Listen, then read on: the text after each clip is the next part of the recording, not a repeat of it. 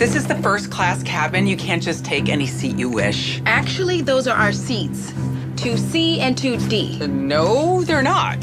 Why not? Why? Because no one that looks like you could afford first class. Why would you just assume that? Okay, well, first of all, you're dressed like a hobo. No one with real money goes out dressed like that in public. And second of all, you don't have a ring on your finger. And you have a child here who looks like that, which means that you are a single mother. And that means that you lack the impulse control and the discipline necessary to make it and achieve success in this world. And you add all that up, and that equals that you're trash. Well, despite what you think, we have tickets for those seats. That doesn't prove anything. You could have just forged those or stolen them for all I know. Seriously? Who would do something like that? Someone that has a child without a father that supports them. That's who. Those are our seats. No, they're not. Hey, flight attendant, we have a problem. What's the problem over here? This woman won't let me and my daughter take our seat. They don't belong up here. You fly first class every day. May I ask you, do they look like they fly first class? Ma'am, we don't make assumptions about our passengers. As long as they have valid tickets, we welcome everyone to fly with us. Yes, we do. Right here. Oh, look. 2 valid tickets. Okay, 2C and 2D right there. That's not possible. But it is. And may I ask you to move your bag so that these nice people can take their seats? Now, this entire airline is just falling apart. I paid through the nose to fly first class, only to sit next to some low-class, trashy woman and her bratty kid. Where's the justice in that? I'm sorry, ma'am, but there's nothing I can do about it. Come on.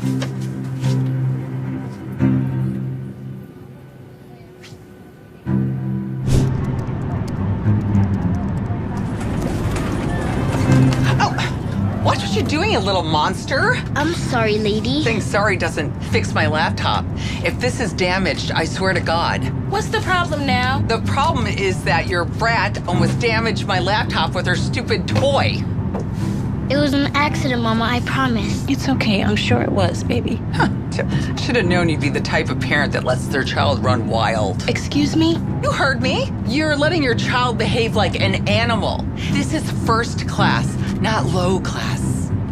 I'm sorry about what happened to your items, but I'm not going to sit here too much longer and allow you to keep talking about my child like that. I'm working on a very important event, one that will change my career, and I'm not going to let your little devil spawn child ruin it. I mean, not that you would understand anyway. Baltimore, Maryland area. 6'7" Her father, Steve Hahn, was a journalist and librarian. 6'7" Her paternal great-grandmother was from Bad Dürkheim in Germany. 6 Her mother, Anne, was an accountant. 6'7", a musically precocious child, Hahn began playing the violin 1 month before her 4th birthday in the Suzuki program of Baltimore's Peabody Institute. 8 She studied using the Suzuki method until age 5 before studying in Baltimore under Clara Berkovich from 1985 to 1990. 9 In 1990, at age 10, she was admitted to the Curtis Institute of Music in Philadelphia, where she studied for 7 years with Yasha Brodsky, who had been a student of Eugene Issei. She learned the etudes of Kreutzer, Sevcik, Gabini's and Rode, Paganini's Caprices, 28 violin concertos, and chamber works and assorted showpieces. 10 At 16 she completed the Curtis Institute's university requirements, but she remained for an additional 3 years to pursue elective courses until her graduation in May 1999 with a Bachelor of Music degree. 10 During this time she studied violin with Jamie Laredo, 11, and studied chamber music with Felix Galimir and Gary Grafman. 5 She also spent 4 summers in the total immersion language programs in German, French, and Japanese at Middlebury College.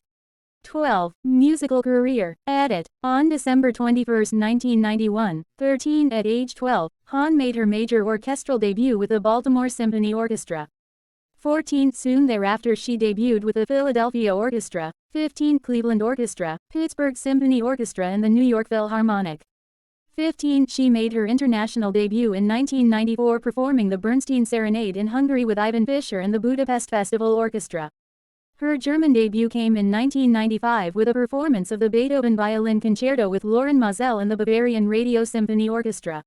16 The concert was broadcast in Europe. In 1996, she debuted at Carnegie Hall in New York City as a soloist with the Philadelphia Orchestra, playing Saint-Saëns' Third Violin Concerto.